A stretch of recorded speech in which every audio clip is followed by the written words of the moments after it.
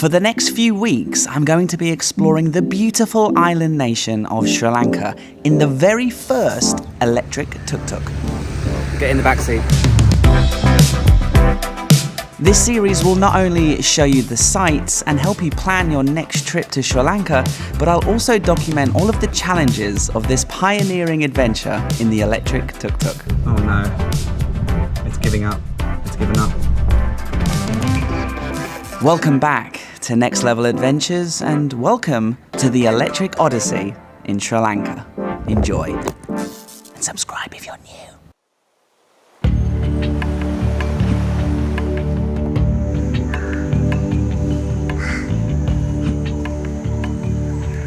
Hello everyone, welcome to the beautiful island of Sri Lanka and what promises to be a proper next level adventure and something truly electrifying.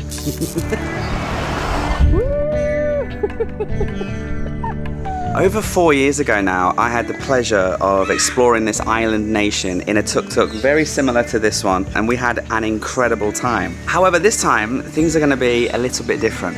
You see, you might not know this about me, but I have a permanent wrist injury. It's all broken and bolted together, and it means that it limits my ability to squeeze things, to hold weights, and to twist my wrist, which are two very important abilities that you need in order to engage the clutch and twist and change gears in a typical tuk-tuk. But this ain't no typical tuk-tuk.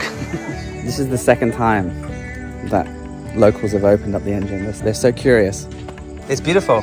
Yes, really.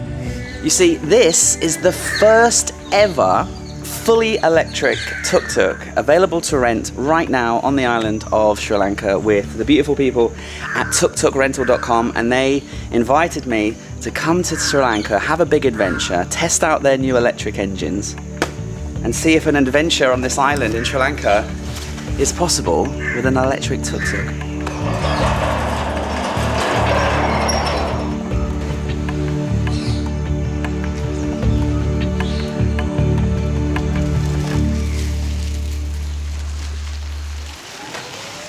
I'm leaving the big city of Negombo, which is right next to Colombo, the capital city, and I'm heading inland.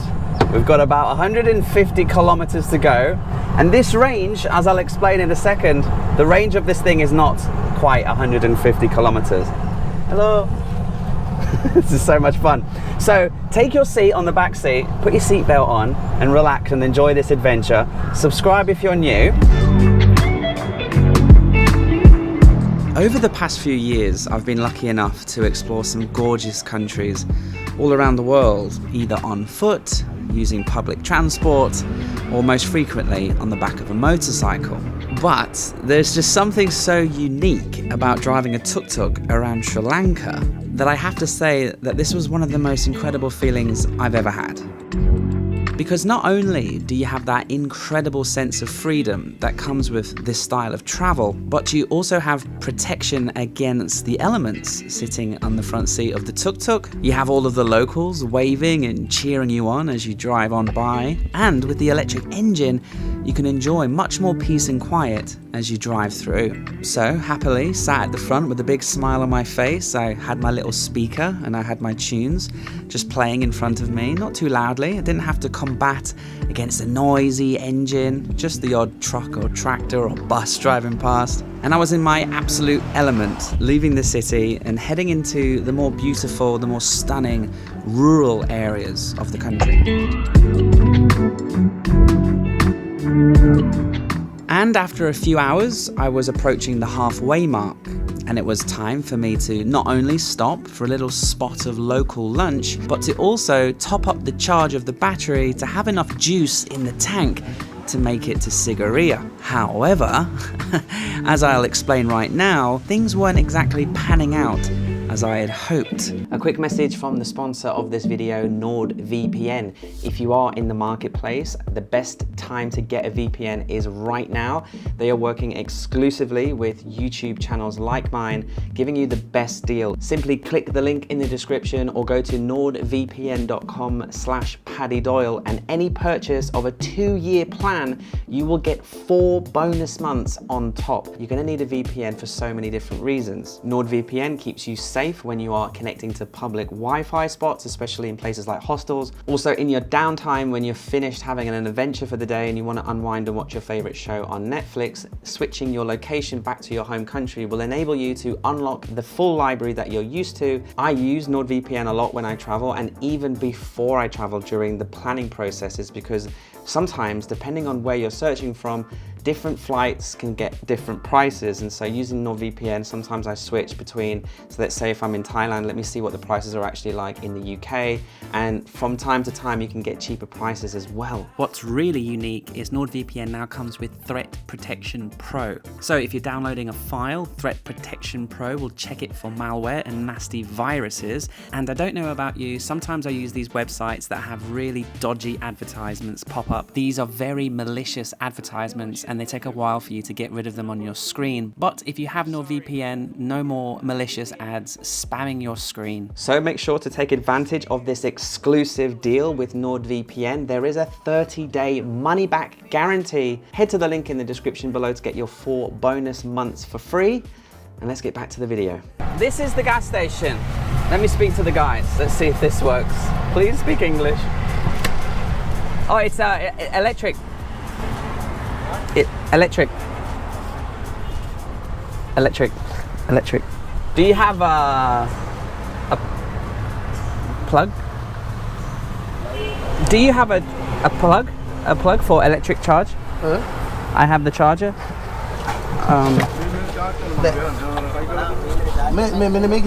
Look here.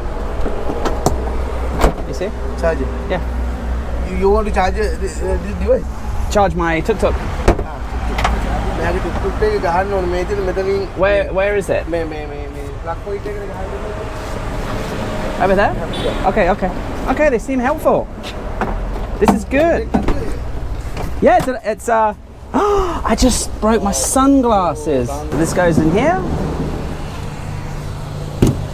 Okay. And we're in business. Okay, charging. And it's saying, okay, the hours until, okay, it's coming down to 2 hours, 37 minutes. 2 hours. Oh God. Jeez. I'll text Tuk Tuk Rental and I'll tell them that this is the situation. We're gonna be here for 2 hours and 35 minutes. Okay, so this whole charging and battery life situation, it is coming across like a huge fuss, and this might potentially put you off the e-tuk-tuk concept. But please remember, I'm the very first person to try out this e-tuk-tuk in Sri Lanka, so these teething problems were always going to happen. I also think it's probably a good time to just give you a quick tour of the tuk-tuk whilst I'm waiting here. So this would be where the engine is on a normal tuk-tuk, but they've just taken out the engine, taken out the oil tank, the fuel tank, and replaced it with lithium batteries.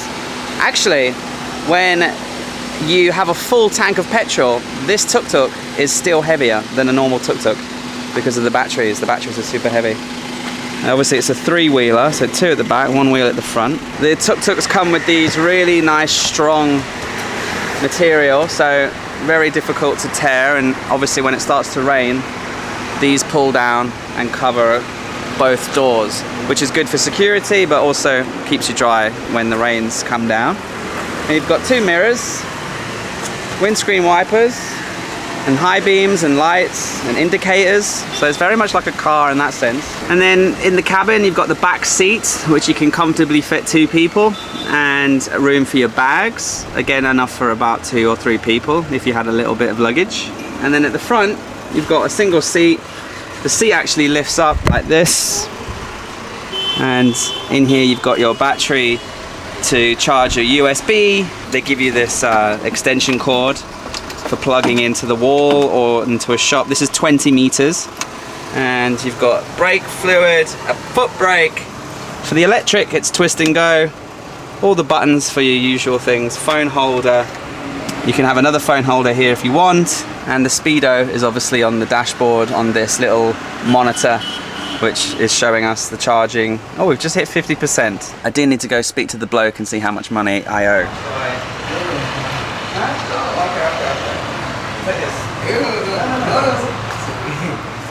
Are you sure? Okay. I tried to give him 500. He was having none of it. I said, how much? He said, no, it's fine. So I said, okay, well, that's very kind of you. Let me give you 500 tip. And he wouldn't accept it. So at least it was free. I'm not expecting that every time. He's obviously very confused and just wants to help me out. The big oil companies didn't get our money, which is good. Because that's kind of the whole point of going electric, isn't it?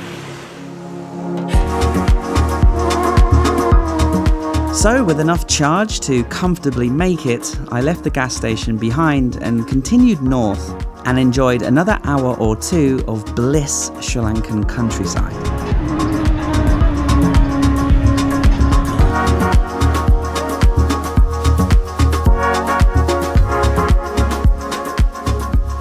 Eventually, I arrived at my hotel in Sigiriya, and as usual, the locals were very interested and keen to learn about the tuk-tuk. Okay, success. We made it. We made it to where I need to be. And I came in on the tuk-tuk and he was like, what happened to your tuk-tuk? He thought I'd broken down. And I said, no, it's electric. This charger is basic charger, but next month they're going to have fast charger. Oh, okay, understand. Okay. I understand. Yeah. And after a pot of tea and settling into my room, where I was able to not only relax, but also to charge the tuk-tuk directly into the mains of the hotel. And at around 4 p.m, just in time as a huge storm started to gather around me, I decided to head over to a very important and famous little peak here in Sigiriya. Wish me luck.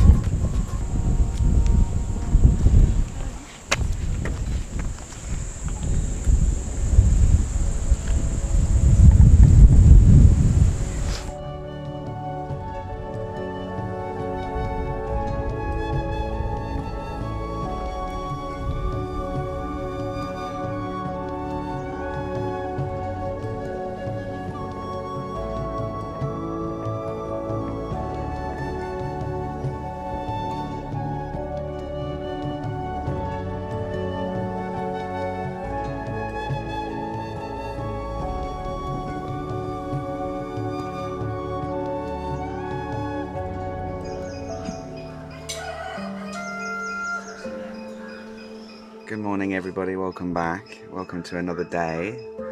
Second big day. And we wake up in a beautiful garden in Sigiriya with a problem. So yeah, the main problem was that after making it to this guest house, I put the tuk-tuk on charge downstairs overnight, which of course is plenty of time for the charge to get back to 100%. But yeah, that just never turned out to be the case. And I've awoken and it's 51% charged. So it's only charged 30% overnight.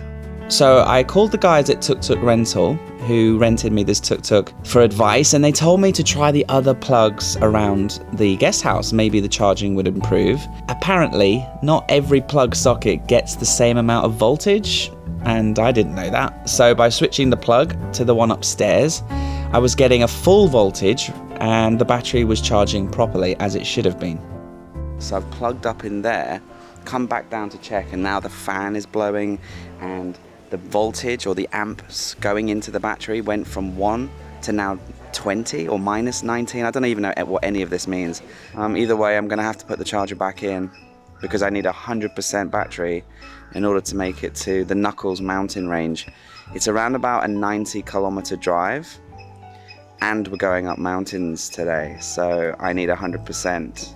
So instead of setting off nice and early as I had hoped and planned for, I just took this as a lesson. I didn't get annoyed or anything, it was my mistake, and I just enjoyed a delicious breakfast at the hotel. One thing I was loving about being back in Sri Lanka was reminding myself of how amazing the food here is. This is a typical breakfast that I enjoyed every hotel or guest house I stayed at. The food in Sri Lanka, guys, is great. But I think this is just the teething problems, and hopefully this is the last time that I'll encounter this problem because I've learnt something today.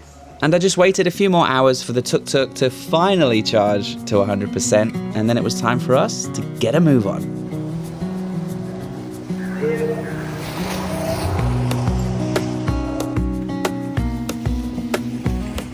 Okie dokie, everybody. Bit of a late start. It's now 11 o'clock in the morning on the dot, and the tuk-tuk is fully charged. 100% charge, and it's telling me I have a 101 kilometer range. And we're off on adventure number 2. Here we go.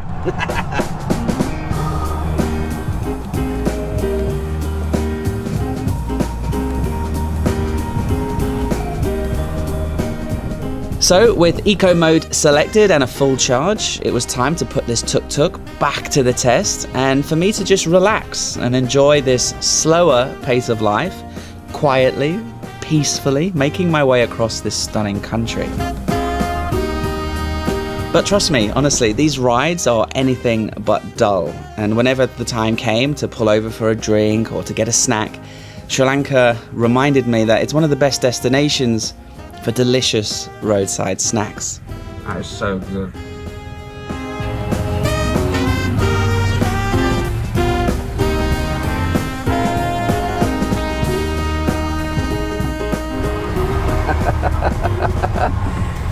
That happens quite a lot.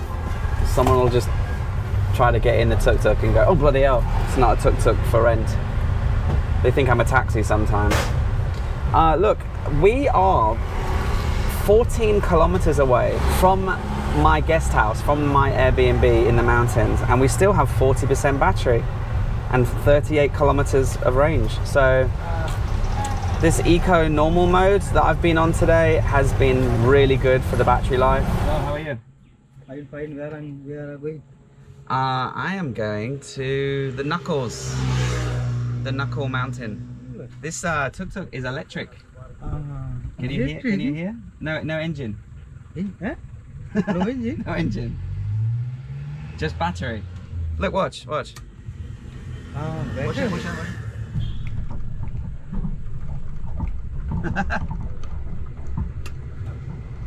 100% electric. 100? Yeah. So now my charge is 77%. I still got 96 kilometers. 96 kilometers. Yeah, already. But when I start, I have 100%. Engine no. Petrol no. No, Only battery. only battery. Now you go to Candy. Yeah, one charge. You are from? The UK, Sorry? from England. England. Mm. What's the joke? I make YouTube videos. I'm a YouTuber. Sorry? I have a YouTube channel. Engineer. No. Mechanic. YouTube. Mechanic. Okay, I'm a mechanic. एक motor mechanic, electric mechanic. Yes. Motor mechanic. Yeah. Have Okay. a license, insurance, tuk-tuk. Ilam. License. Oh, license. Yeah. Your Okay. driving license, tuk-tuk license. I got government this. license. 1 second. No, thanks. Okay. Right, okay, happy journey. Yeah. Happy journey. You too. Knuckles. Ciao. Okay. I've been stopped by the police 3 times on this one road, so this must be a hotspot. And that's pretty much what it's been every time. Just friendly conversation. Making sure I had a license, but he didn't even want to check it. I've got all the paperwork in the back. But yeah. Okay, welcome to the mountains. And I think I've arrived at my Airbnb. I hope.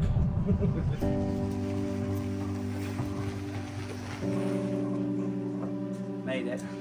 I'm tired. And, oh, I didn't check. What did we finish with? So we finished with 24% battery. Let me show you inside. So this is the common area, or the living room. And there's a big dining table and... Hello. She's cooking me, she's preparing me some coffee. cheeky little twin.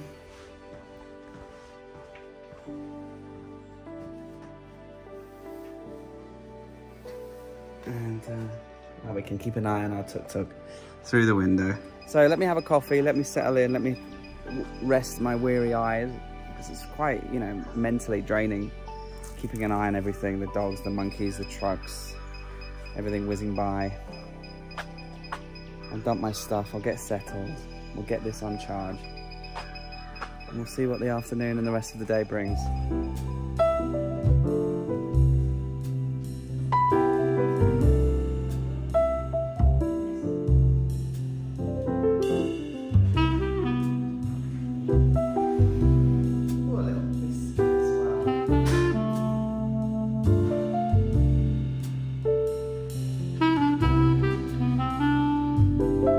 Right, so near the Airbnb, because it's surrounded by mountains, is some dogs chasing off a cat. Yeah, so next to the Airbnb, and I just drove down here about 5 minutes, is this beautiful temple. And there's a textile factory here with some women working on some traditional machines, which is really cool. But there's also a little trail to a little viewpoint. It's not a big hike, it's not a big trek. Should be able to do it in half an hour, but I just thought it'd be cool to end the afternoon here. And then tomorrow I've organised at the Airbnb, a local guide came called VJ, and he's going to take me and a few other people into the Knuckles mountain ranges tomorrow, and that's like a proper day's hiking. Can you come and protect me against all these other big scary dogs? And come to the summit with me? I think you might come with me. Into the temple grounds we go, and we'll leave the tuk-tuk here. I'm sure it'll be fine. I'm sure it'll be fine.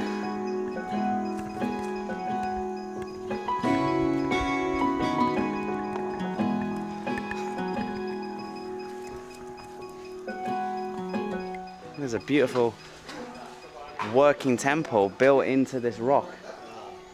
Your name? It's Paddy. I am Nimal. Nimal. Yes. Nice to meet you. There's a fee? This 500? is for 500. Let's go. Help. This is my guard dog. We've been here 5 minutes, we've got a dog companion, we've made a friend.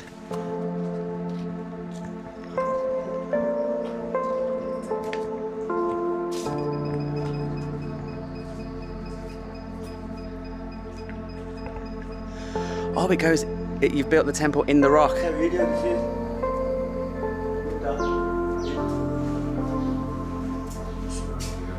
Whoa. Yeah, this is really cool. Got Buddha. Buddha. 2500 Buddha. 2,500 years old. Yeah.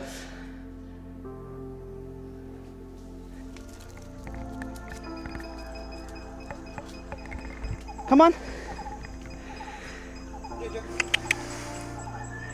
Oh, she's turned back. She was looking up at us like, that looks steep. I'm coming. Made it. Let's enjoy the summit together. That was a short climb, 25 minutes, but it was intense and very fun.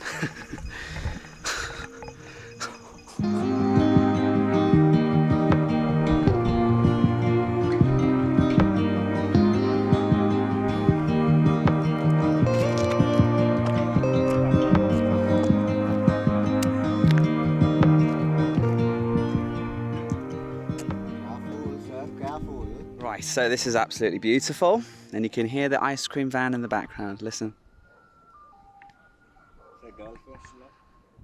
So yeah, as you can see, it's absolutely gorgeous, and my favorite thing about this is the beautiful lake.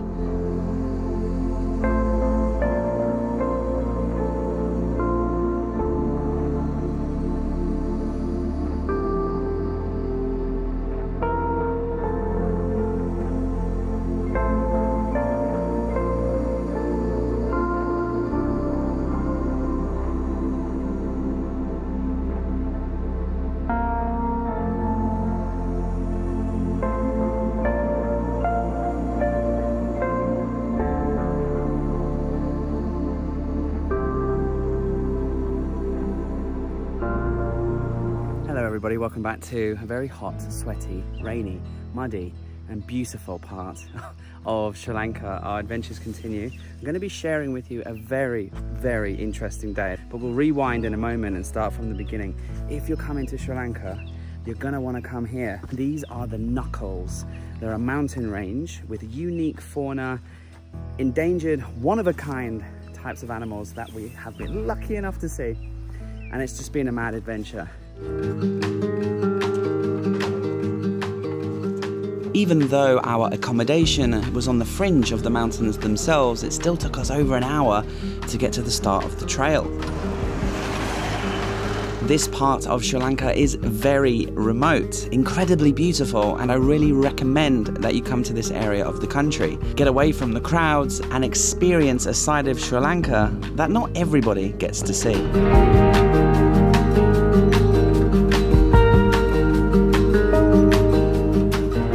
If at any point during this video you start thinking this is for me and I want to get involved, don't worry, all of the details about today's adventure is linked below.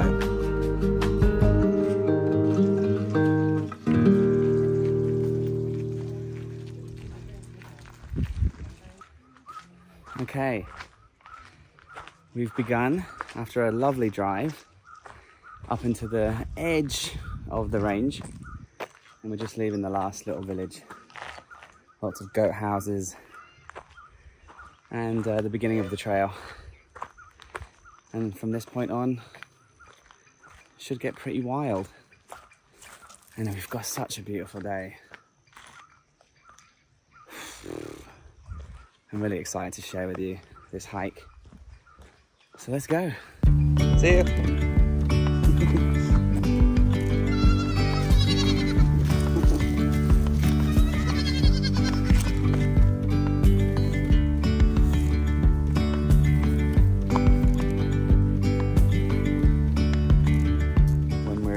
We saw a beautiful little green lizard running across the laundry, and now there's another little colourful thing, bright orange head, green and black stripes or something. He's doing his best to act cool, but I've spotted you, mate, I've spotted you.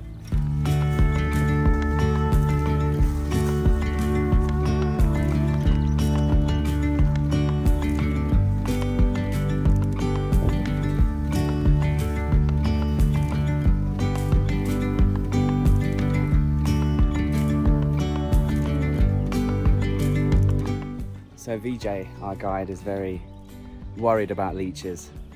So he's supplied special leech socks. And I've got long white socks on, so I should be okay. And then he's mixed Dettol with water to make a paste, basically, like a liquid that apparently the leeches hate. And so when we're walking through, if the leeches wants to grab onto us and start crawling up our legs, they should be put off by that smell.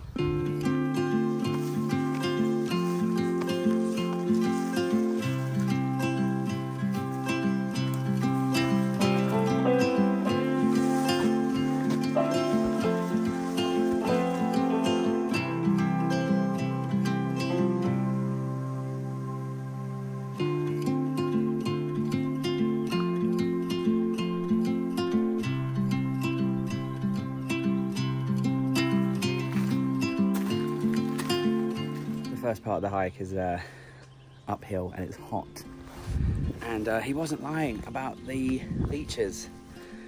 They're crawling all over the trail. I must have seen about 3 or 4. They're not dangerous, they don't cause you any harm, it's just probably annoying. Let me just check, I haven't got any on me. Okay, so far so good.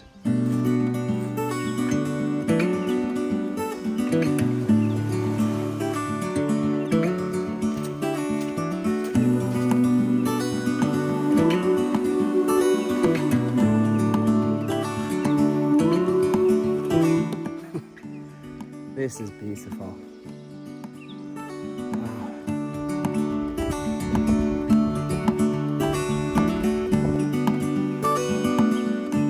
Oh, you found it? Oh yeah, good spot. Hello, little buddy. I would never have seen them.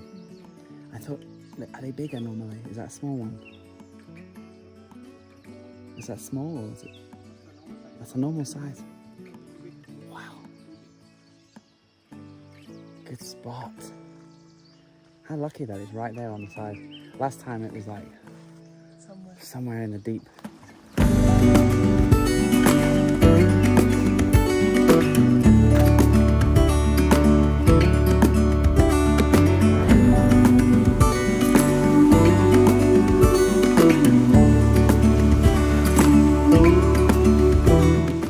Okay, we're well and truly in the shaded forest now, and the sky has gone grey. There's a cool, brisk, fresh air and breeze blowing through. Because we were sweating before, now I kind of feel a little bit chilly. So I've got my rain jacket, and they say that these mountains, the weather changes on a dime. So anyway, we're off to a waterfall, following this stream along these rocks. Apparently there's a little waterfall.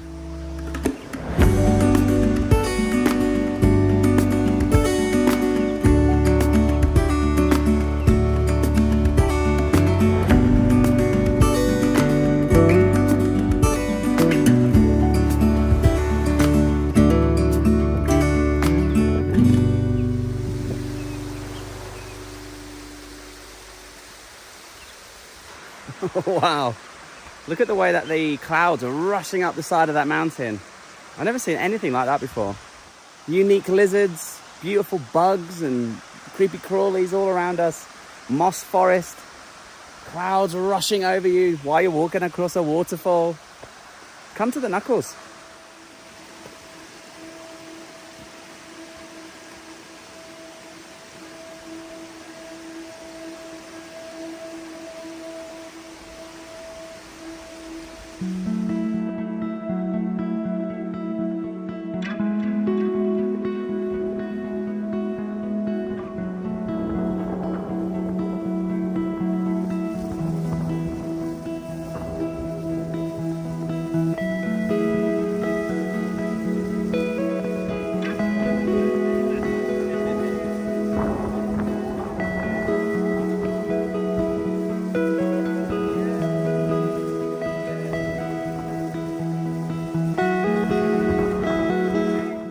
To the edge, the wind was blowing the water all over me. It was freezing. How the weather has changed.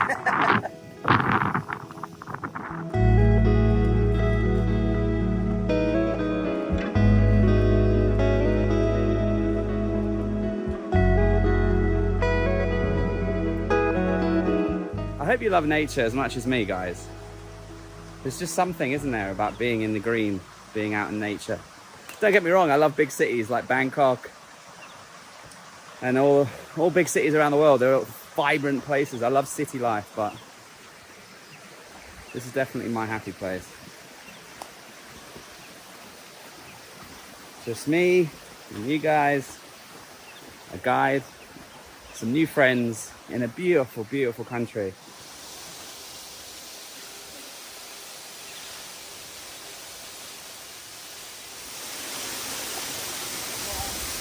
Ready? I see you.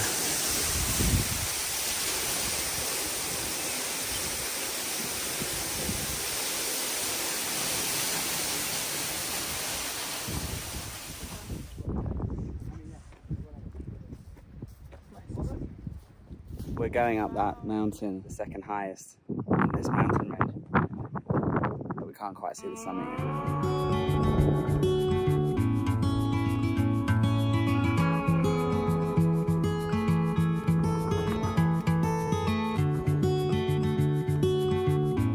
Right, so VJ wasn't lying because the leeches have come out and we have our first victim.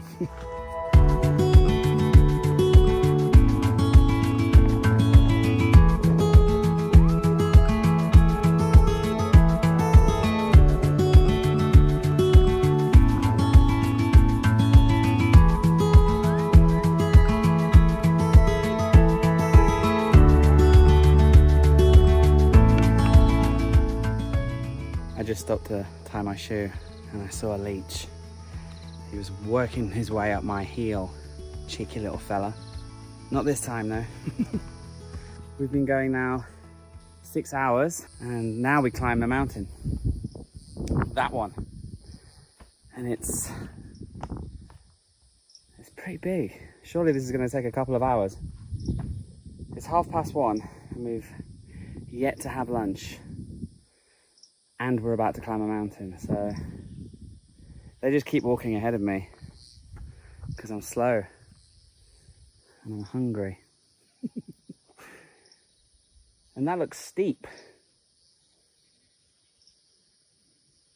And it's getting to that point of the hike, you know, we've all been there. It's fun, it's epic, and then you get hungry, and then you get miserable. That's the stage I'm at right now.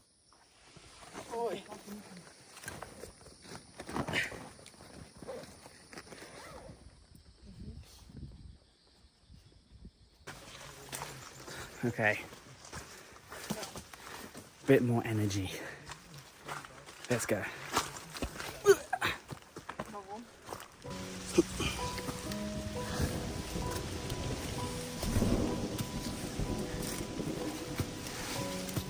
It's raining and very steep, and it's windy as hell.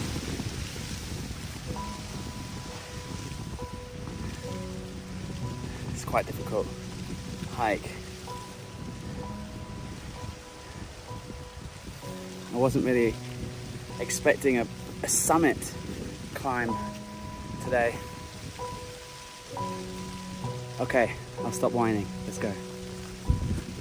Up here.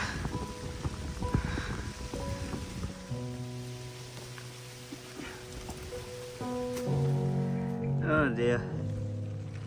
Okay. They don't like that.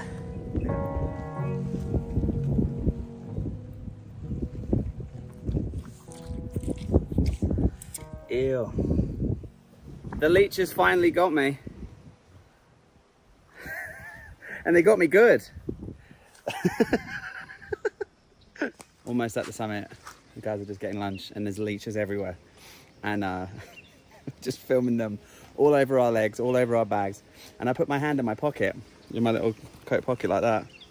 And as I put my hand in my pocket, a leech just got on me. Like it was in my pocket.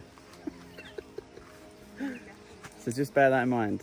If you're squeamish with leeches, I mean, they don't hurt and they're not poisonous and there's nothing wrong with them. In fact, we use them in modern medicine. We use them in hospitals to help heal wounds and remove blood from difficult places. But yeah, I know, it can be a little bit squirmish for some people.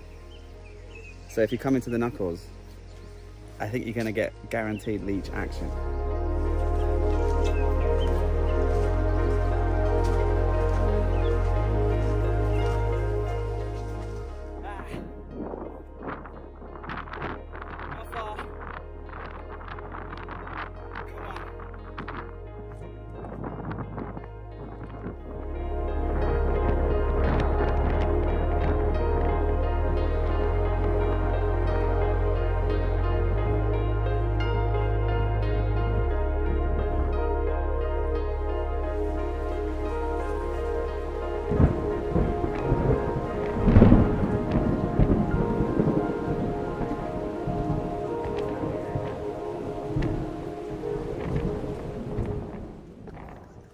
So this is the summit of Leech Mountain. I've just decided to call it that.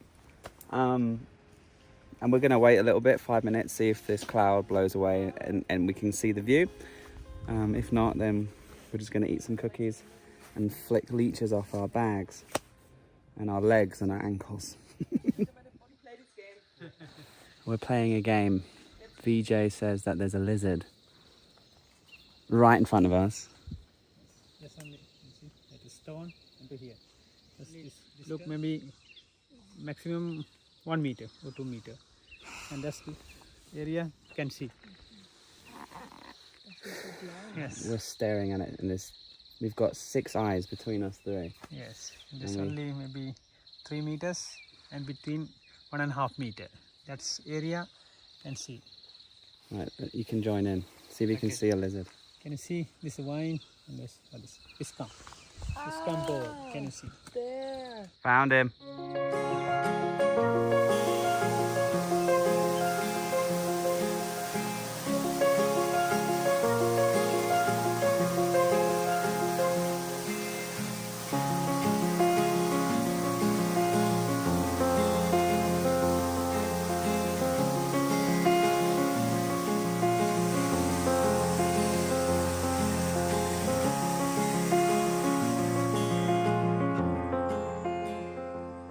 Okay, we made it. We made it to the bottom of the trailhead. And I think we just have to walk to the village now and get picked up. What time is it? It feels really late. Okay, it's 20 to 5. And we left this morning at 7:30. It's a big day, big day. Whew. It's our end. Is that the end or is there more? This is normally end placing, but this part, the road is not good. Uh-huh. The vehicle can't come No up. problem, no and we have problem. to walk 1.5 kilometer. Oh, cheeky monkey. Yeah. Okay, we're nearly there. No, I'm okay. I'm fine. Did you have fun? Yes, a lot. Good. You want to see the roof? I tracked it. Oh, That's where we started. And that was the peak. cool. We're here down. So how many kilometers did we do? Does it say? Check, yes. This is a cool app. It's called Strava. It's 13.5 kilometers. For now. 13.5. So we still have another 1 point. 1.5 years. Yeah, he said it was going to be 15. Yeah, That's a cool app. yeah. Strava. Strava. It's like the social media for sporty people, I think. Yeah, that's. Wow. Hello everybody, welcome back. Welcome back to Sri Lanka. What the heck? And that was completely ridiculously over the top loud horn. I left the Knuckle mountain range this morning and the two Austrians, the couple that I went hiking with in the previous video, I gave them a lift into town to catch their bus. They're off to Sigiriya and going uphill with me, my bags, and two Austrians and their bags, and they're both over 6 foot. They're tall, big Austrian, strong people. The little electric tuk-tuk did struggle. We had a nice little drive down into Kandy, and I've just dropped them off. And as lovely as Kandy is, and it's got many beautiful viewpoints, temples, I've already been there in my last trip to Sri Lanka, so I just decided to skip it and head towards Nuwara Eliya, which is a gorgeous little village up in the mountains, 100 kilometers away. And on the way, I'm going to be going somewhere that I did visit previously when I was in this area with Thais and Lena, but something that I definitely didn't conquer. Oh, I made it to the top. I did too. No, you didn't. Damn it. And today, I'm going to try and conquer this tower. It's about a 25-30 minute drive outside of Kandy, and it's on the way to Nuwara Eliya, so it's perfect to revisit. And it's perfect for me to try and conquer my fear of heights and to show you something really beautiful and somewhere really interesting as well.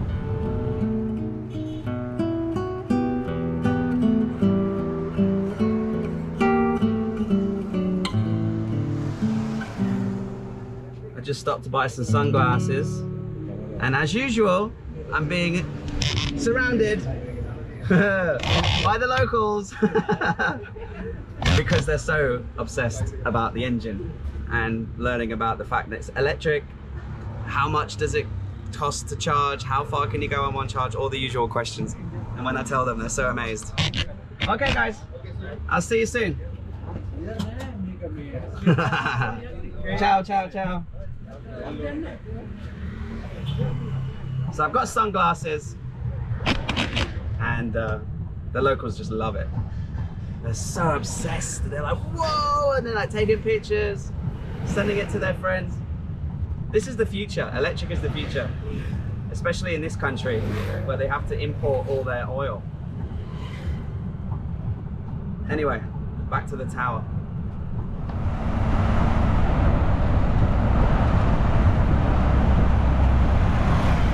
So 4 years ago when I came to the tower, the road was completely broken. There was no tarmac. Now they've got a full setup here. They've got a gate, they've got police. You pay 1,000 to get in. And of course the police have gone crazy about the tuk-tuk and taken it for a test drive. They cannot believe it. Good? Very good. Very good, very good. Okay, nearby. No sound, very cheap to run. Happy days.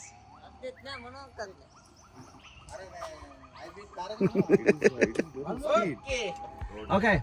They're gonna let me charge when I get back down. All right. Okay. See you soon. Of course, this tower, which sits atop a steep mountain, is going to really test the electric motor to the max. Will it make it to the top? Chances are slim. Wish me luck. This is the speed that we're going. In sport mode on full throttle. Oh, it's picking up. Lots of hairpins, lots of turns. I think we're gonna make it. I think it's fine. I wouldn't want a single passenger.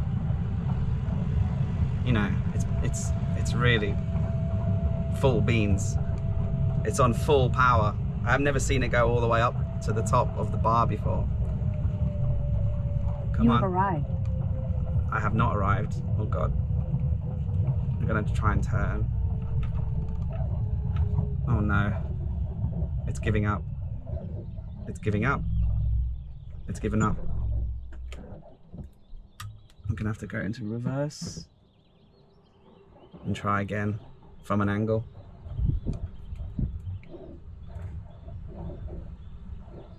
Let's see.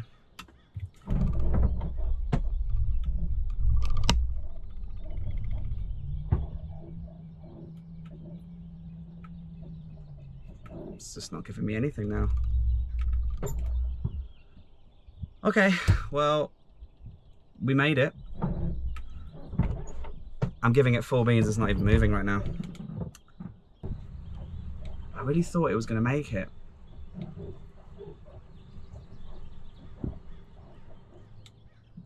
That's a shame.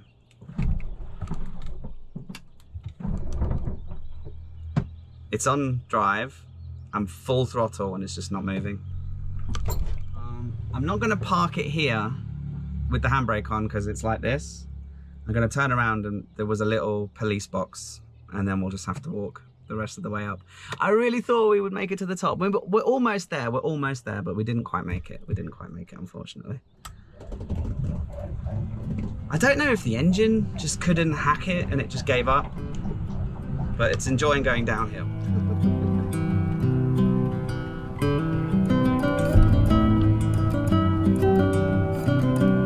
So we'll park it here and then we'll walk the rest of the way.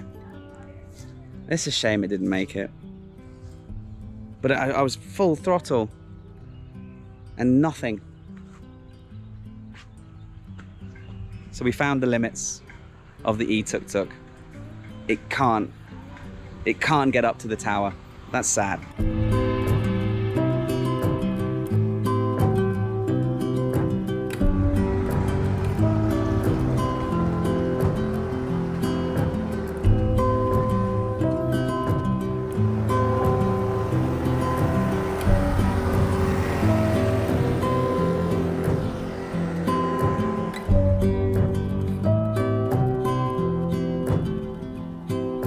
That was funny. Right at the steepest point, a coach load of foreigners came past.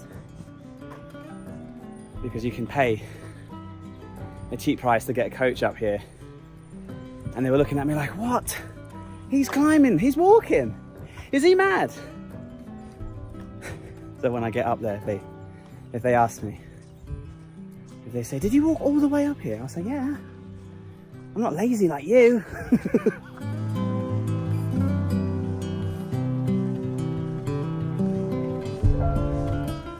Okay, so a little bit sweaty, but we're here at the base of the tower. So why have I brought you here?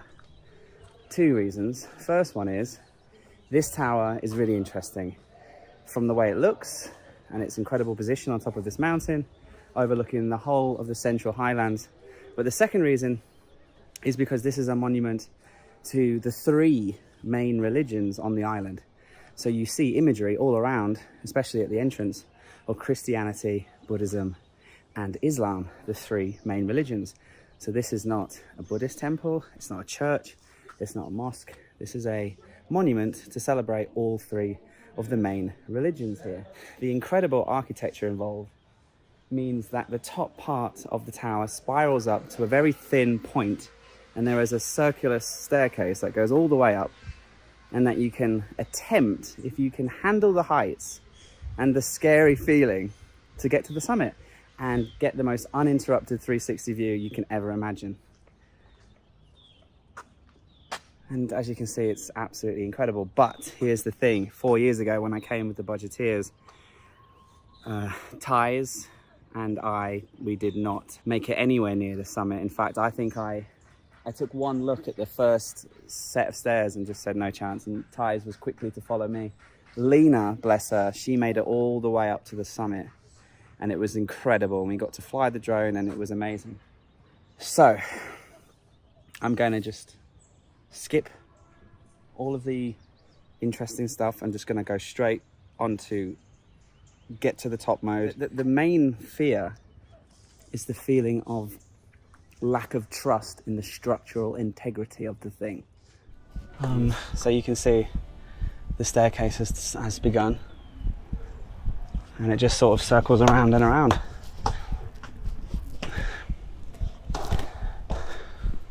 Still a little bit more of inside to go.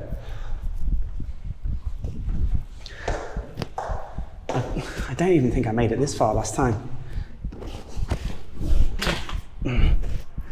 Hi.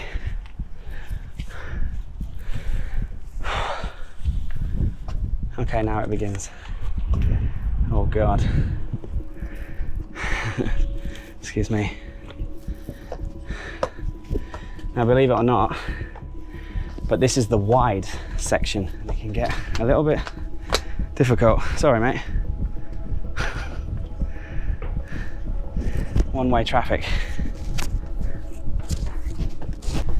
There are little holes in here on the way around, so I will stop and dump my bag because I've realised that was a stupid idea. I mean, look.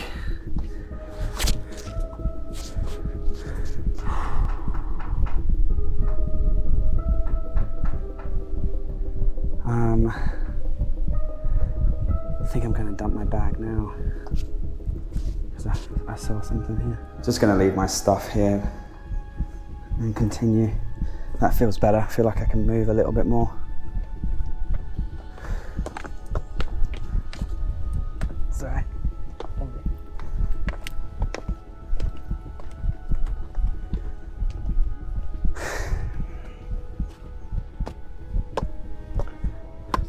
Hi, sorry. I can go in this hole. There's a hole here.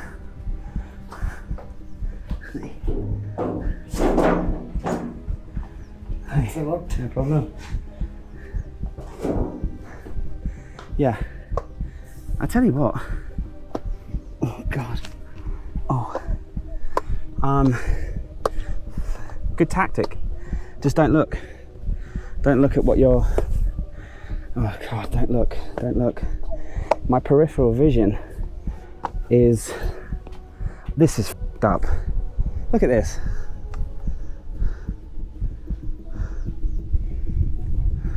Hiya, mate. I'll just get past you. Yeah. That's the tight part.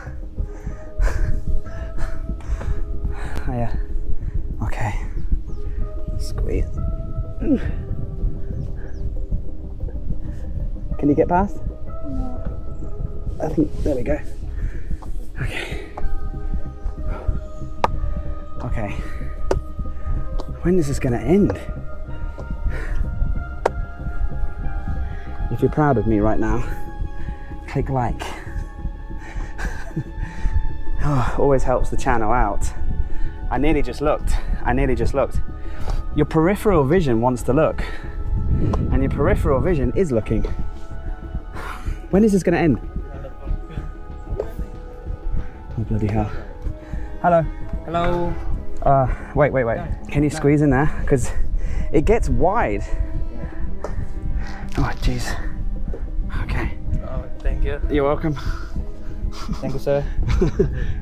You're welcome. Oh my God, I can't believe I've gone this far. Oh, it's just the top. Sorry guys, I didn't realise. I was like, when is this going to end? Okay, I'm still not looking down. I'm going to go down. Let them have their little summit moment. me. There you go. Can you squeeze past? I think we can. Wow. You're welcome. Oh, jeez. Don't look down. I'm not. We're almost there. Yeah, I think this is the top, right?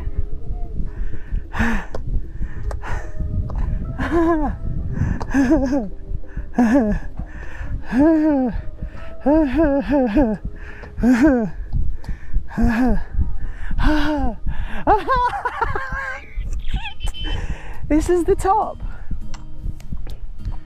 This is the top. This is the top of the tower.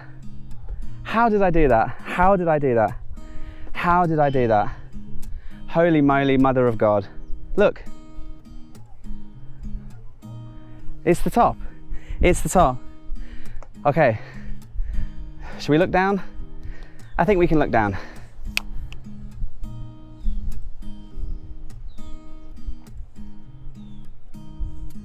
What a huge W this is, to conquer your fears, to know that you're standing on top of a very rickety, very thin pencil of poorly made concrete. Thankfully it's not swaying in the wind, because I wouldn't last a second up here if it was. I'm so proud of myself. Thank you so much for helping me, because by me just talking to you, that got me up here and sharing my inner monologue. I'm gonna get down now, enjoy the views, and in the distance, in those mountains is Nuwara Eliya, about 75 kilometers to go. I'm gonna be able to charge the tuk-tuk back down at the entrance with the police, have lunch, have a drink, re-energize and recharge the tuk-tuk, and then we'll continue. I can't believe I made it to the top. One last time together.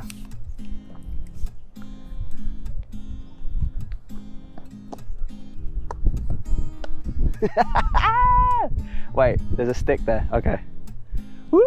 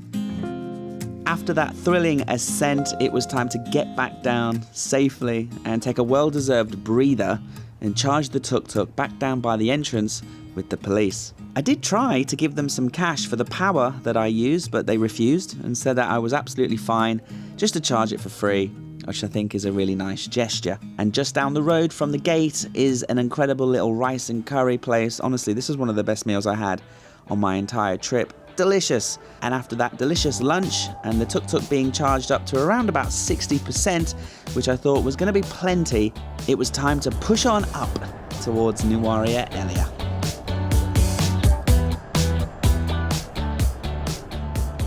We're in a bit of a pickle because when I left the tower, I charged the tuk-tuk about an hour whilst I was having lunch, and I had 60%.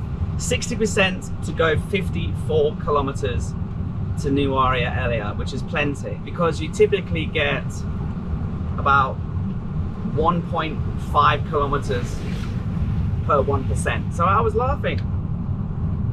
The only time that changes is when you go uphill. And it's been uphill. It's been uphill for an hour now. Turns and curves and steep hills and up and up and up. And as you can see, we're now in the clouds. And I have 7% battery and 9.8 kilometers to go. And I've just been watching them go like the kilometers have been going down slowly and my battery's been going down quickly. So right now I just don't have the percentage to go to my hotel. Hello. Hello. How are you? Can you help me? Do you have electricity? What? Do you have electric power here?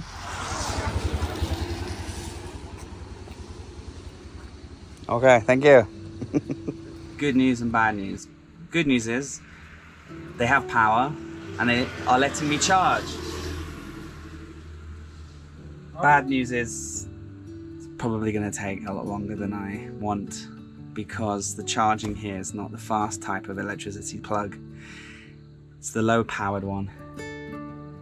Anyway, we'll stay here for half an hour and we'll see how many percentage we have.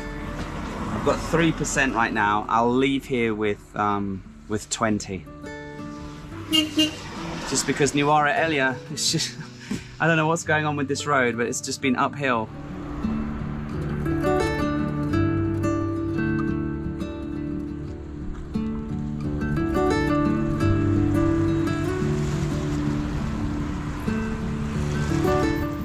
I've got 16% charge. That should be enough, right? Thank you guys. Keep up the good work. Thanks for being kind. And I should hopefully make it. Bye. Bye.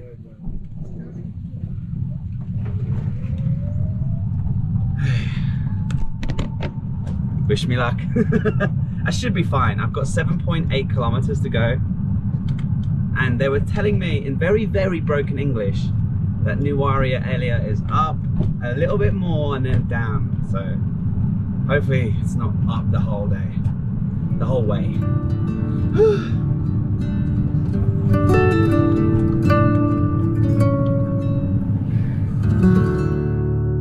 Okay, good morning. It's the next day because when I drove into Nuwara Eliya, I was a little bit cold, a little bit tired, and the weather was a bit rubbish. So I parked up at my hotel, put the tuk-tuk on charge, and watched the Toon win 8-0. Great game. Now this town, Nuwara Eliya, it's not Las Vegas. There's not much to see, there's not much to do. But for me being British, I just want to share with my audience how cool this place is. It really does feel like I'm at home. I feel at home here. Because Nuwara Eliya is the highest city in Sri Lanka. It sits at 1,800 meters. And so at this altitude, you're away from the boiling heat and the humidity of the lowlands, such as Colombo. And it's misty all around, the morning mist, and it was raining. And it just typically rains all year, and it's cold. And this is where the British preferred to be, because Sri Lanka used to be part of the British Empire.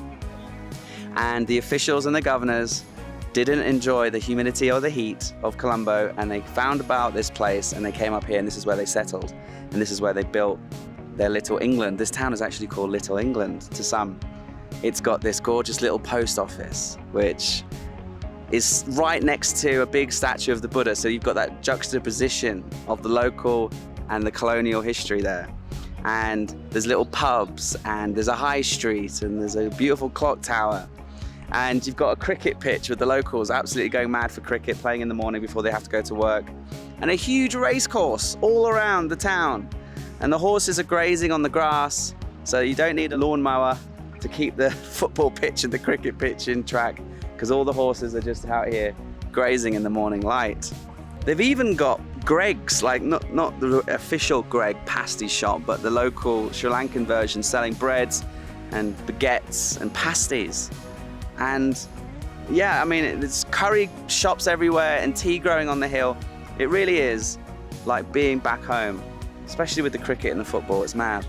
And of course the weather, it's nice and brisk. This morning when I was doing my rounds, just walking, exploring, I saw the kids going to school in their bobble hats and their woolly jumpers, and they must have been just, yeah, nice and cozy on the way to school. I'm gonna watch the lads play cricket and enjoy the morning sun.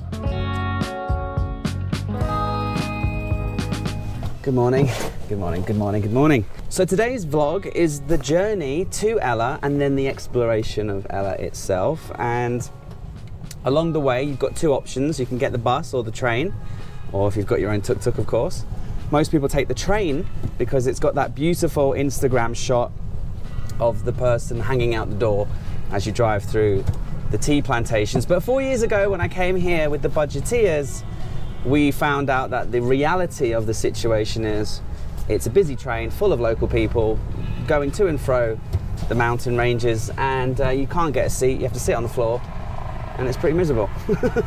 You're better off, to be honest, getting the scenes and enjoying the ride in your own tuk-tuk. I do need to pop into town here to top up my SIM card because I used all my data last night watching the match. And Nuwara Eliya is this gorgeous little town in the misty mountains. We're leaving quite late, it's already 10 o'clock, but I was up till 2 o'clock in the morning watching the football.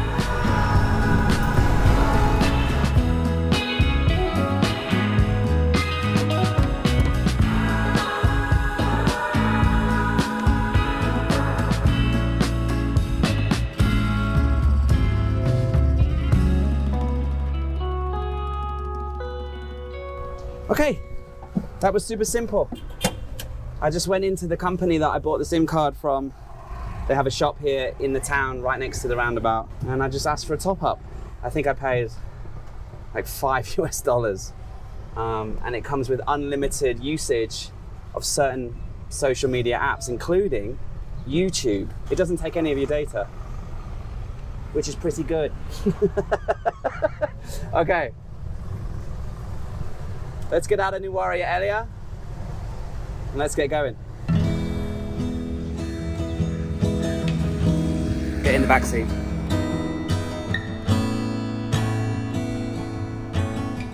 So according to Google Maps, which I have here in front of me, we have 2 hours and 60 kilometers. And we have 100% charge. So we're looking good on battery life. And the good news is Nuwara Eliya is the highest city in all of Sri Lanka. So we'll be going downhill to Ella today, which is around about 1,000 meters. Where I went wrong in the previous video, when I was coming up to Nuwara Eliya, was I really underestimated the climbing up the mountains, how much that drains your battery in an e-tuk-tuk. It was ridiculous. I was getting about 1 kilometer per 2% battery, and I just sucked it dry. And then I had to recharge at the police box outside of town. But 100% going downhill, we should be absolutely fine. We'll just enjoy the scenes together. So get in the back seat, subscribe if you're new, and let's enjoy some more of Sri Lanka together.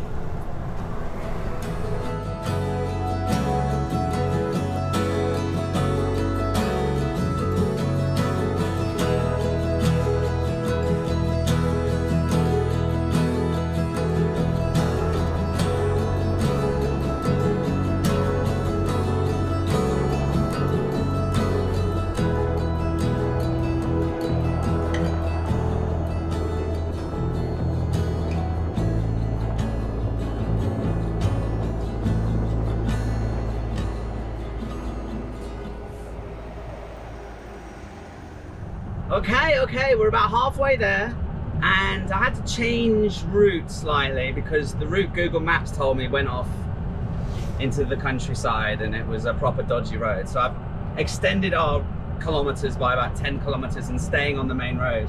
But you know what's so nice is when you get stuck behind a bus or a tuk-tuk, you see the smoke that billows out of these exhausts, right? And knowing that this is electric and it's not contributing to pumping out a bunch of smoke is great. Obviously it needs electricity to recharge, and Sri Lanka has a very unsustainable energy ecosystem. They import a bunch of oil and God knows coal and all this kind of thing. There's very little renewable energy here.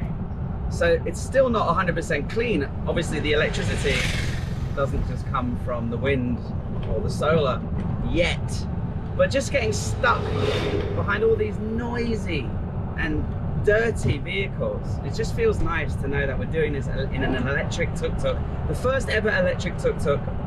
And I'm really hoping that tuk-tuk rental work together with more locals who own these tuk-tuks to convert more to these electric engines, because they're clean, they're quiet, and they're much, much cheaper to recharge. So yeah, anyway, just random thought there. Got 28 kilometers to go, ladies and gentlemen, and we are 78% battery as we overtake a noisy Piaggio.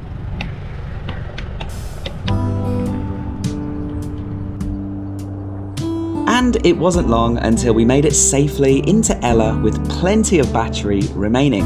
And I pulled up to explore the very first of many popular sites here in Ella, starting with the 9 Arch Bridge on the outskirts of town. That's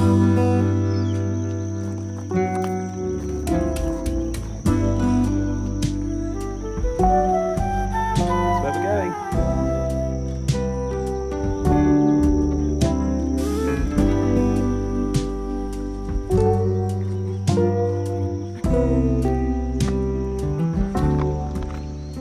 Okie dokie, so welcome to the 9 Arches Bridge. I arrived into Ella, and on my way into town, on my way into the hotel, I thought I would stop here. So I've just parked the tuk-tuk, and it's a little 5-minute hike down to the bridge itself. This is one of the most photographed, one of the most famous spots, not just in Ella, but in Sri Lanka. And you can see why. It's a very photogenic bridge, built during the colonial times when the British were building the railways here. One of the remnants of the British Empire is the train structure and the train system that runs across the entire country. And this bridge is one of those famous Harry Potter style old British railway bridges, and made of beautiful stone, and it crosses from 2 mountains, and it's about 10 minutes outside of Ella. And I'm just looking now, they've actually built accommodations around here now. They've got glamping spots. I can see those glamping bubbles, and they still have tea plantations down at one side, and of course the tunnel where the train comes through. And you can check online when the trains come, and I've actually just missed one, but that's okay. The good thing about that is the train, you know, that brings a lot of people. I've seen recently on pictures and things, there can be 500, 600 people all lining up against this bridge, nearly getting hit by the train, just to get that photo or that video of the train crossing. And since I was here last, there's also huge beehives growing underneath each of the arches. So they've started implementing a no-fly zone for drones, because the drones aggravate the wasps or the bees, I'm not quite sure, and then they attack everybody. So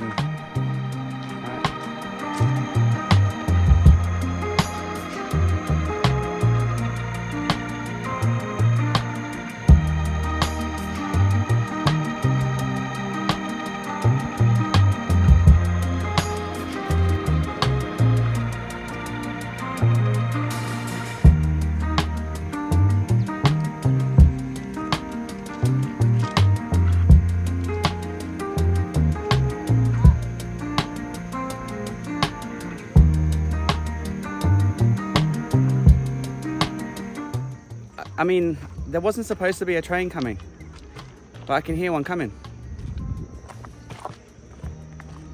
Can you hear that? Gotta get off this bloody bridge.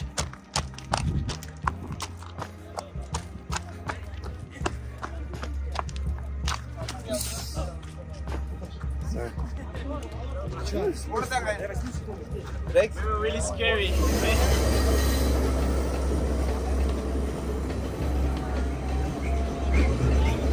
Cool. They're kissing. All the couples are kissing.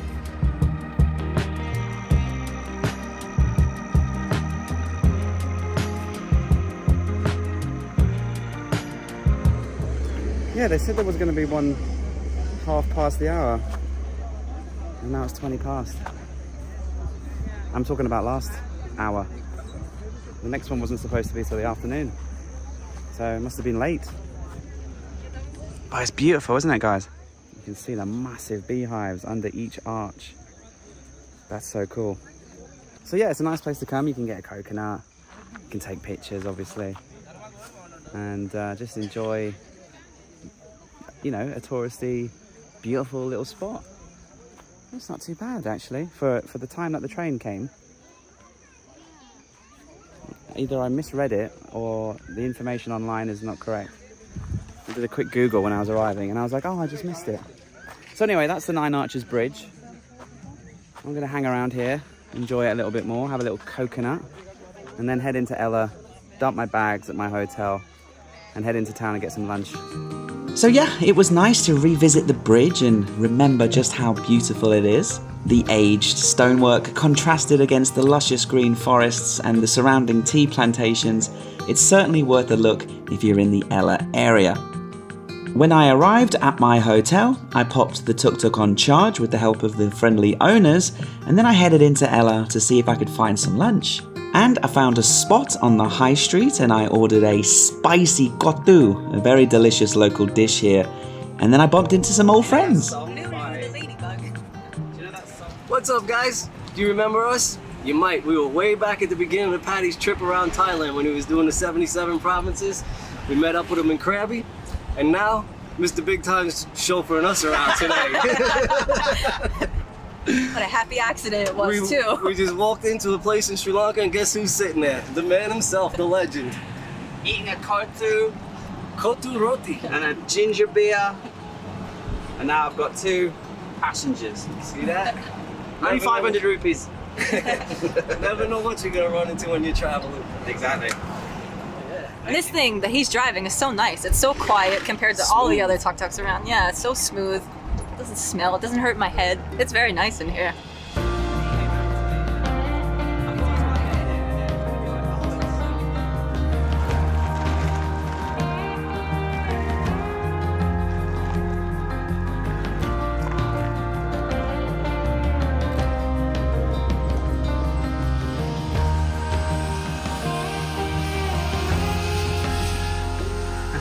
What I love about revisiting places is how things change. So we did do this hike 4 years ago and I've come back because I want to show you. It's lovely. It's half an hour, really easy. And it's a nice little viewpoint of Ella and the surrounding mountains. But at the beginning of the trail, they've built this monstrosity, this huge bamboo beach club with pool and swim up bar and DJ, pizza oven, happy hours and everything. It's incredible. It's huge. And they're blasting music, as you can hear. So that's at the beginning of the trail now. So what we've decided to do is go do the hike now. We might check out that bamboo beach club for a couple of sunset beers. And a rare occurrence to meet friends, you know, acquaintances, fellow YouTubers and people that I've traveled with in southern Thailand 2 years ago now. It's so random that we just bumped into each other.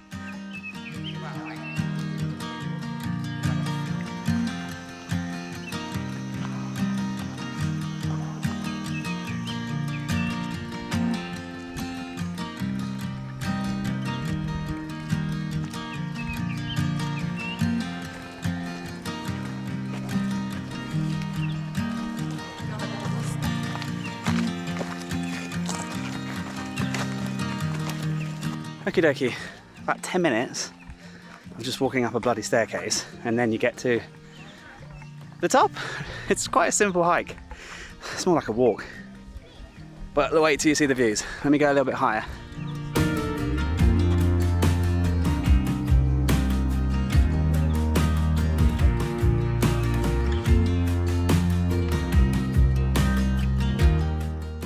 Beautiful.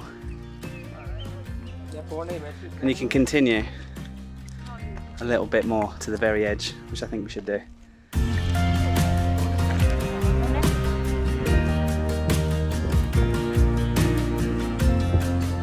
There we go.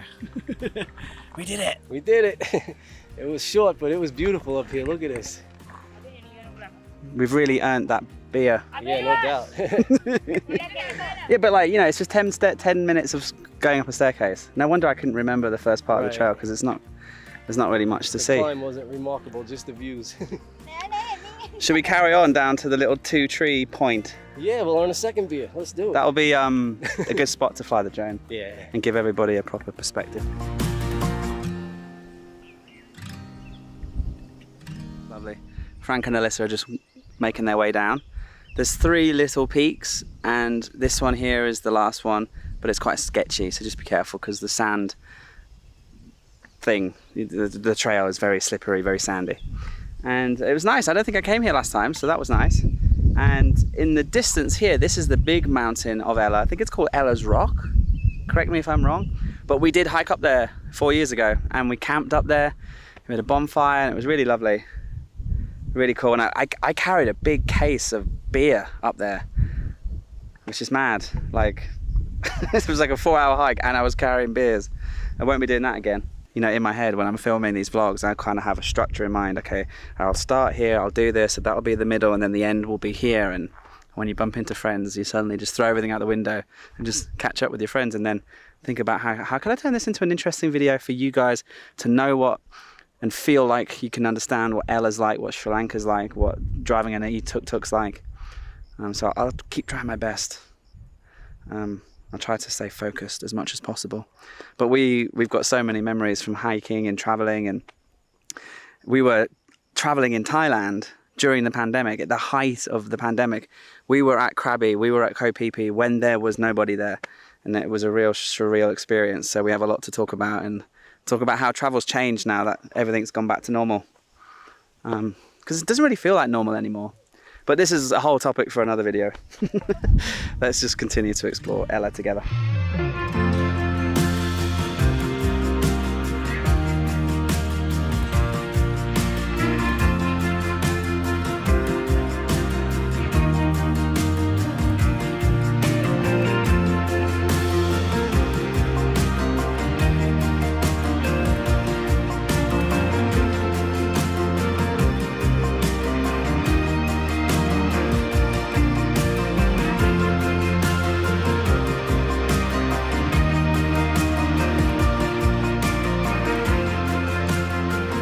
Right, cheers, big ears. To conquering a little sandy hill with a beautiful view. We've come back down to the bamboo shop now for a cheeky pint.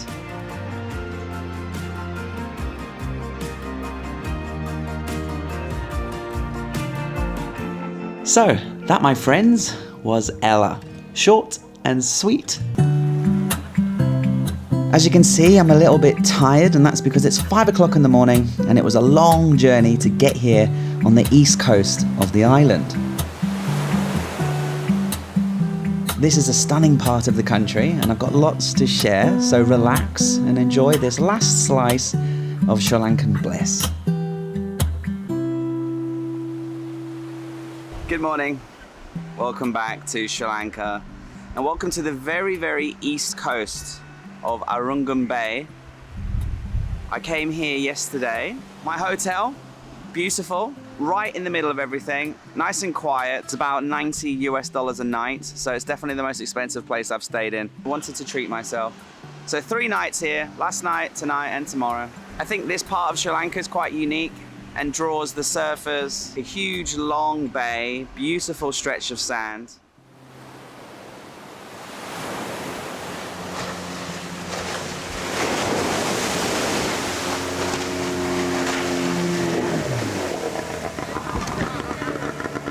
That was cool. This bay is also not just home to backpackers surfing and smoking weed, but it's a very profitable and active fishing ground. And if you come here early in the morning, all of the fishing boats line up and one at a time come full speed onto the sand and just beach themselves. And then the locals help them drag it onto their section of the beach, and then they haul out their catch, take it down the market, make some money, and probably go straight to sleep because they've been out fishing all night.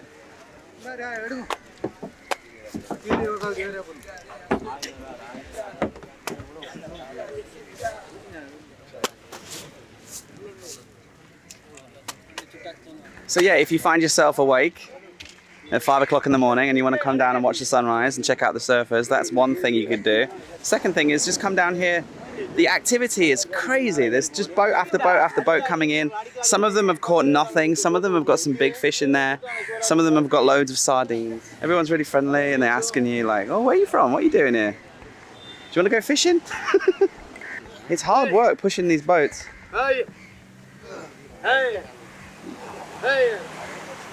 Hey! As soon as they help one boat, another one comes in.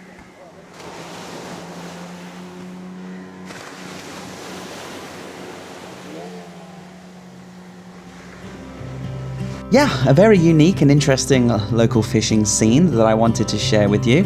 And later that day, it was time to go on a safari.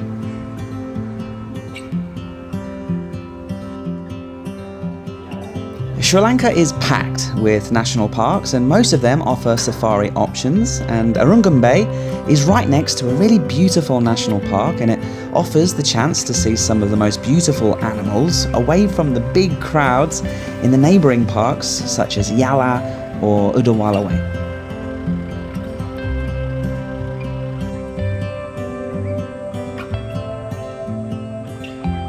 There's a little information centre. They've also got a wall of over 50 different leopards that have been identified, photographed, that live in this park alone. And there's a map and you can see that this national park borders Yala National Park, which is much bigger, and I've been there and it's terribly busy. You might see one leopard and then there'll be 30 vans all around. I made a video about that when I went last time on the Budgeteers, and it kind of soured the experience. I'm just thinking though that I'm wearing the wrong shirt. I've got this like tiger print running shirt thing, and I've just come just to have a little look on the edge of this bridge pier thing to look at the buffalo, and they've all just run away from me because maybe I look like a tiger. I'm going to keep my eye out for the very special black-necked stork, which is very rare and only lives here apparently. Very rare type of bird, and obviously lots of leopards, maybe we'll see one, and elephants and all the usual beautiful birds, monkeys and reptiles that you can find here in Sri Lanka. So fingers crossed we see stuff. I've got a lovely German couple with me, and that's it. And then we're going to meet our guide. We're going to get in. Make sure you don't have any valuables with you when you arrive, because there's a troop of monkeys and they were all peering their faces in, trying to grab a biscuit or whatever they could find. So make sure you don't have anything they can grab when you arrive. Hello. What's your name? Chantapale. Okay. If you want to go on a tour like this, I'll put you in touch with these guys. I'll put the information in the description. And as you'll see, they did a good job of showing us around the national park.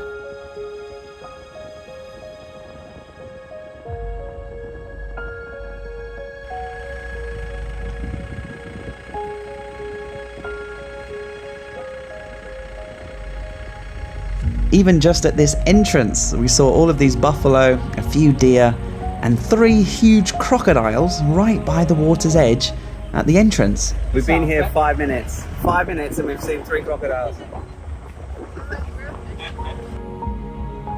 Yeah, I couldn't believe my eyes. Kumano National Park is packed with wildlife, and it seemed like there was a never-ending supply of animals to observe and enjoy as we drove through the park. If you've been watching this channel for a while, you'll know that this is such a contrast to my experience in Borneo recently, where I was on a river cruise for 3 days searching for orangutans and elephants, and to be honest, we saw very little. But here in Sri Lanka, you really feel that you're in nature's paradise and you're a guest in these wild and fertile lands. My only critic of this tour was that you could tell our guides were really keen for us to find one of the many leopards that call this park home, which meant that whenever we saw some deer or some buffalo or any interesting animals, we would have a look and then quickly rush off in search of the leopard. This meant that trying to enjoy the nature was a little bit frustrating because we were rushing around, and obviously it meant that the drive was a little bit bumpy, to say the least.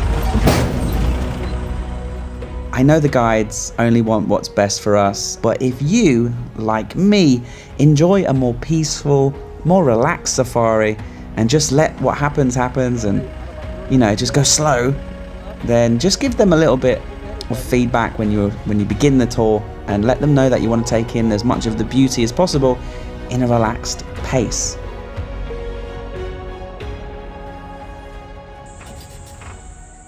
There's a leopard on the road.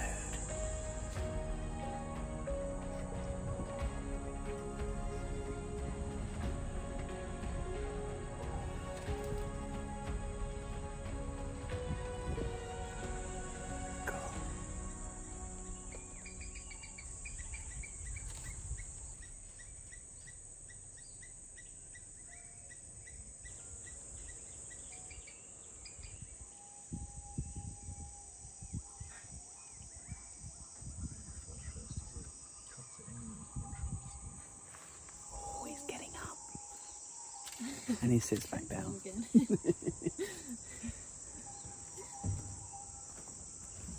This is very different to when I was in Yala. When I went to Yala National Park, there was a leopard and surrounded by other jeeps. But look.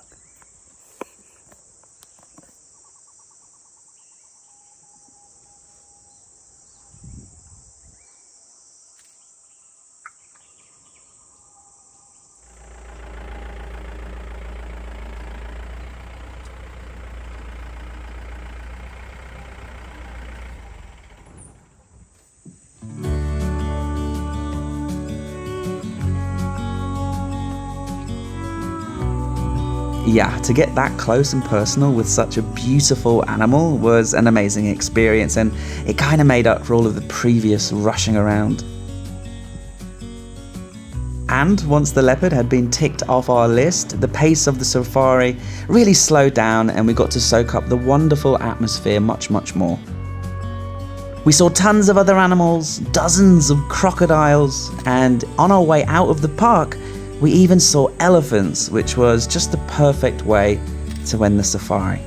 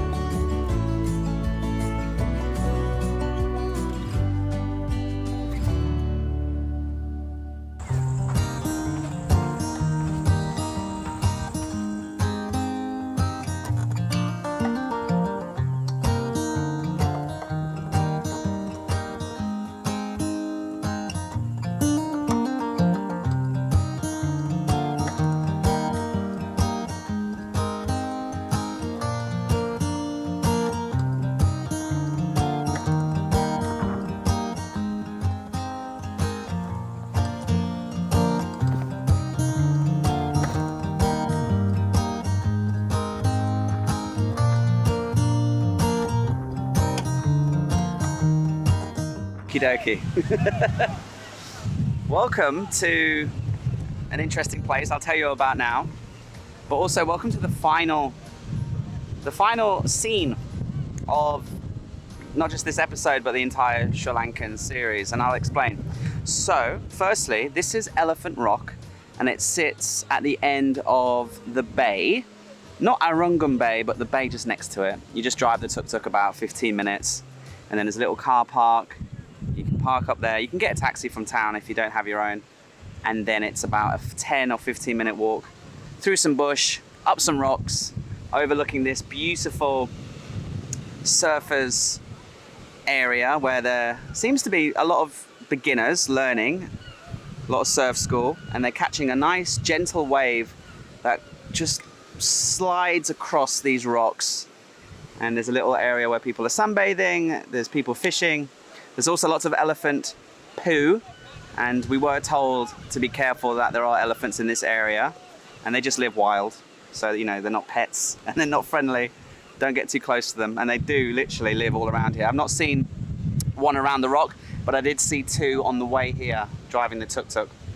They just live in the farmland in the countryside around Arungam Bay and outside of the national park. This little gem of an island off the coast of India is just wilderness, national parks, and little towns dotted around. It's a real harmony between nature and humans here, and it's the most incredible country that I visited this year. And so that brings me to this point. So I told you at the beginning of this video that I was going to be in Arungam Bay for a few days just to relax, and that's kind of what I've been doing. I shot the safari yesterday, I shot the beach and the fishing the day before, and I'm leaving tomorrow morning. This was always going to be a short trip for me. I'm actually only filming here for 10 days.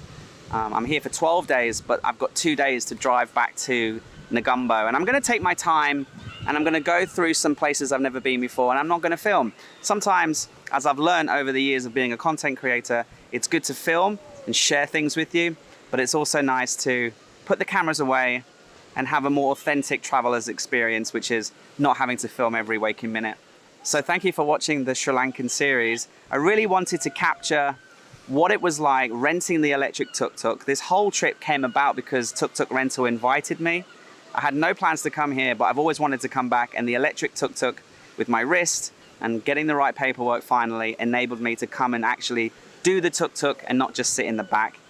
And I hope I documented, especially at the beginning, what it's like driving an electric tuk-tuk and the challenges of charging it. In reality, it took me a couple of days to figure out the kinks and the plugs and the adapters and how far it can really go. But right now I feel really experienced, and I feel like I could whip around this entire island for another month happily, but I don't have another month. But I will be back, and I think I would really like to wait until Sri Lanka and to Tuk Tuk Rental have a fleet of electric tuk-tuks, and maybe we can do a group tour, me and you and a few other people. We can rent the e-tuk-tuks and just bomb around. Hopefully when they've got the fast chargers available, because that will just make the whole trip a lot easier. So yeah, I'm gonna love you and leave you with some scenes of this beautiful Elephant Rock and the surfers and some highlights of my time here. Okay, see you soon. Oh baby, I love your madness. It's so incredibly beautiful. Oh, you shine like gold, so selfless to all, and wild like an animal. Some would say I'm insane in the right and away, but I just love to play in your fun and